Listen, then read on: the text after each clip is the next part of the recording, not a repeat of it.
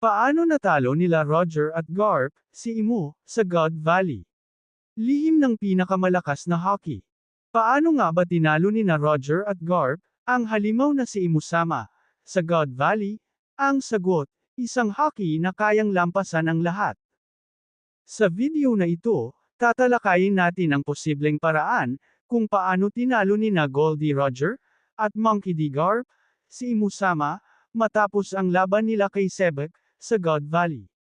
Base sa mga pahiwatig ng manga, at sa mga sinabi ni Kado, tungkol sa hockey, aalamin natin kung paano kayang i-transcend ng hockey ang lahat ng kapangyarihan, pati na rin ang takot ni Imusama, sa hockey ni Joy Boy.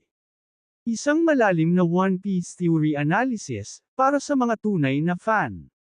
Tara, simulan na agad natin ito. Sa pinakabagong kabanata ng manga, tuluyan nang naging isang ganap na demonyo si Sebek, matapos gamitin ni Imusama, ang tinatawag na Dome Reverse. Alam naman natin, base mismo sa kwento ni Sengoku, na nagawang talunin nina Roger at Garp si Sebek, sa labanan sa God Valley.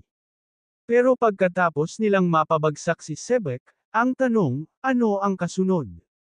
Dahil malinaw na kahit natalo nila ang kapwa nila halimaw, may mas malaki pa silang kalaban, si Imusama.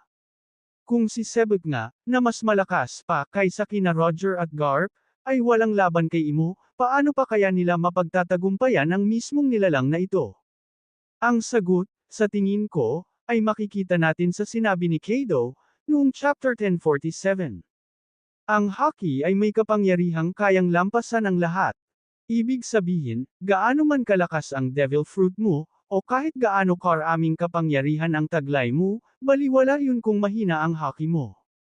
At kung ikaw ang may pinakamalakas na hockey sa mundo, wala nang makakatalo sa'yo. Ito mismo ang susi, para mapatamba si Imusama. Nakita natin ang patunay niyan, noong chapter 1122, sa Egghead Island arc. Nahihirapan ang Straw Hat Pirates, at maging ang mga Giants, sa pakikipaglaban sa mga Gorosei, pero ano ba ang nakapagpabalik sa kanila? Ang hockey ni Joy Boy. Ipinamalas ni Emmet ang nakatagong hockey ni Joy Boy, mula pa 800 taon na ang nakararaan, at dahil dito, napilitang umurong ang mga Gorosei. At sa unang pagkakataon, nakita nating natakot si Imusama. Nang inig siya nang maramdaman niya ang lakas ng hockey ni Joy Boy. Kaya posible na matapos talunin nina Roger at Garp si Sebek, maaabot nila ang antas ng hockey ni Joy Boy.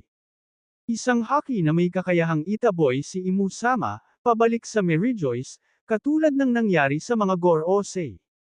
Konektado rin ito sa sinabi ni Kado. Nabanggit nga niya si Roger bilang halimbawa, isang tao na walang devil fruit, pero nagawang sakupin ang mundo gamit lang ang hockey. Malaki ang posibilidad na, nasaksihan mismo ni Kado, ang antas ng hockey ni Roger, sa God Valley. At marahil, sa laban na iyon, nagising ni Roger ang hockey, na kasing lakas ng kay Joy Boy.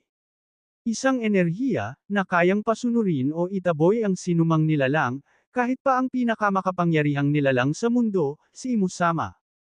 At nang masaksihan iyon ni Kado, doon niya na-realize ang katotohanan. Hindi devil fruit ang tunay na lakas. Ang hockey, iyon ang kapangyarihang nakahihigit sa lahat. Kaya posibleng ito mismo ang dahilan, kung bakit naniniwala si Kado, hanggang ngayon na ang hockey, ang tunay na sukatan ng lakas sa mundong ito. At ayan nga ang maikling analysis, kung paano tinalo nina Roger at Garp si Imusama, matapos mapabagsak si Sebek sa God Valley. Kung nagustuhan ninyo ang breakdown na ito, huwag kalimutang pindutin ang like button.